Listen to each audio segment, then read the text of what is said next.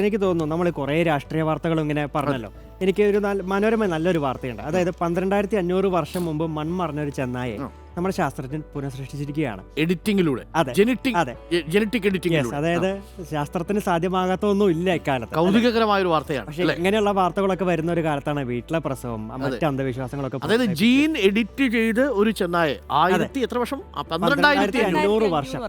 12,500 എന്നൊക്കെ പറഞ്ഞ ഒന്ന് ആലോചിച്ച് നോക്കൂ. നമ്മുടെയൊക്കെ പൂർവികരെ ഇതേപോലെ ജീൻ എഡിറ്റിംഗ് നടത്തി പുനഃസൃഷ്ടിക്കാൻ സാധിച്ചാൽ ഏത് രൂപമായിരിക്കും?